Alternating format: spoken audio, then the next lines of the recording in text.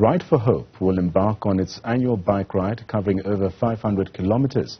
The ride starts in Soweto and makes its way through the Free State, the Drakensberg, and finishing at the Nelson Mandela Capture Site at Howick in KwaZulu-Natal. The 2022 edition will see over 70 cyclists from all walks of life joining hands to raise funds for the Nelson Mandela Foundations, schools and charitable causes along the route.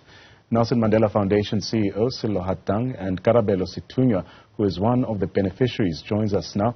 Dr. Hatang, I'll start with you. Now, this Ride4Hope annual bike ride is a very special event. Tell us a bit more about how this initiative came about. Well, this is an initiative that was started by Ntate Lutando Kaka and Thabo Leo. And the two of them kind of conspired to think of a way of using sport to try change the lives of young people, particularly when it came to education, that young people then have opportunities that can be brought about through education. And we're grateful for that because what it has happened over the years since we started it, it has brought together many cyclists who are trying their best to help build our country into a better country and to give hope along the way. We finished today here in Howick.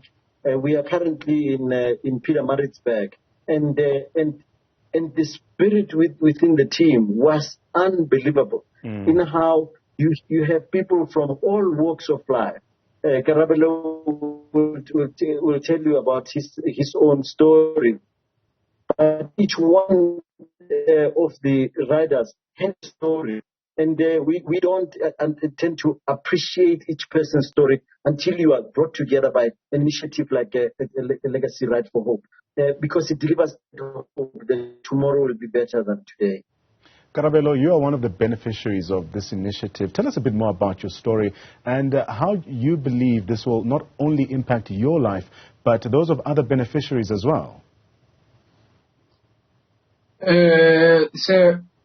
This cycling thing that is being implemented, which is called Ride4Hope, I think it will benefit each and every person, each and every youngsters who are living in South Africa, because they do take them, because the sport will take you out of things that will not benefit you in life.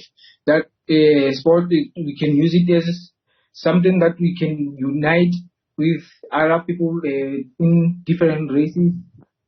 Yes, yeah, that's what I can say about sport and how we can unite as South Africans about sports. All right. Now, Dr. Hatang, you've already started speaking about where the ride is so far. And, I mean, it covers quite a distance, some 500 kilometers starting in Soweto. Tell us a bit more about the course and how many cyclists will take part this year. So we had about 70 cyclists and 20 support team members. So Karabelo and his brother Neo were part of that support. It's incredible what the support teams can do. When you get back to the hotel, for example, you then get masseuse who would then be massaging you. Some of these young people actually don't have job opportunities, and they get given job opportunities by Ride4Hope. So when we stopped when we started in Soweto, we started off by giving station. And also, we went to a cricket club and we gave cricket paraphernalia together with a computer center.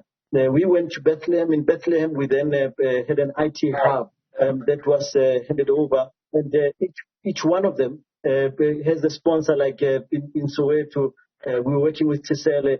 When we go to Bethlehem, we're working with ATC. And each one of these sponsors is ensuring that we can change lives of young people. We had the state who then gave bicycles to the club Karabelo, where they got bicycles, they got helmets, they got shoes, socks and every little thing that they need. That way, it means that their lives are being changed because they can now ride their bicycles in a safe environment. Because now when you have your helmet, it means that you're covered when you do the work. And then here in KZN, we were with Ugeni Water and Shulamin, and they donated 500,000 rand towards toilet facilities that will then be covering a school in Pietermaritzburg. And you can see that all these are related to young people. In a country where you have over 40% of its people unemployed and 60% of that being young people, we are sitting with a powder keg. That's why Ride4Hope is trying to ensure that young people are engaged, because those minds, if they are not engaged, there will be a danger tomorrow to all of us. Now, this Ride4Hope initiative, Karabelo, has a very special name if you really think about it. When receiving some of these benefits, what was the response? What was the excitement like, especially from your peers as well? I was really excited to use bicycles, use helmets, use knives, to cycling tools. Oh, Karabelo, we seem to be having a bit of a challenge with hearing you properly. But Dr. Hatang, maybe let me relay the story, or rather this question to you as well. How would you say this initiative has been received? Well, in the case of Karabelo's team, it was unbelievable how young people who received these things suddenly have their dignity restored and their confidence boosted. You see a young person who was very not so confident when you met them, and suddenly they hear that this is your bicycle. You can now go out there and change lives with this bicycle. And you see how they transformed that way. And if we are to do more of those kind of things, it means that people like Karabelo, who's studying at the moment, with parents who are unemployed, and he has to even go to an extent of doing temporary jobs himself to take himself through university. It tells you that Ride4Hope is connecting people to change their lives. And the school children who don't have toilet facilities, you can imagine that in the next month, they would have safe toilets that they can use. That changes the lives of young people forever. And I'm hoping that through this contribution by Ride4Hope and all our partners who are with us in this, would be able to always just contribute a little bit to bring hope, deliver hope. With as we cycle and every pedal, as we pedal, we change lives along the way. Now, Dr. Hatang, the Nelson Mandela Foundation is known for touching the lives of the vulnerable. And this ride is also about building future legacies. Talk us through some of the projects that you aim to promote education as well as entrepreneurship, and maybe give us some sight into other projects that the foundation is working on in future. Yeah, so the future, it has to also include how we look after our climate. So part of the work that we are doing at the moment is to ensure that we encourage entrepreneurship. So some of the people that we work with together with the Legacy Ride4Hope Foundation is to ensure that we touch lives of people across the country, like I said, through the innovation center that was built in Bethlehem. You can imagine that a child who comes out of there, how in no time they become a scientist, and they will point out that one day there were these people who came in with a bicycle. I didn't think that I was fit enough to even be a scientist. Suddenly, they planted the seed that I could be anything that I wanted to be. And that's what we want young people to think of.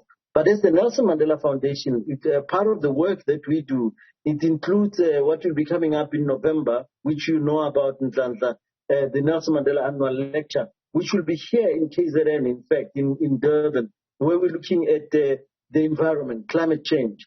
The future cannot be secured for as long as we do not take care of our climate. When we were cycling, Karabelo can tell you how the amount of filth, the litter that's out there, how we do not take care of even the smallest things, our water resources. You see how they are littered as you are riding through the country. It tells you that we must do something about the climate, because if we don't, Karabelo's children, will not be able to find the country that we want. So that will be addressed by Mayor Moodley, the Prime Minister of Barbados. And those are some of the projects that we do across the country to ensure that we try our best to play a part in building a country of Madiba streams. Sello Hatang, he's the CEO of the Nelson Mandela Foundation. Also speaking to us is Karabelo Sethunya, who is one of the beneficiaries of the Ride4Hope initiative.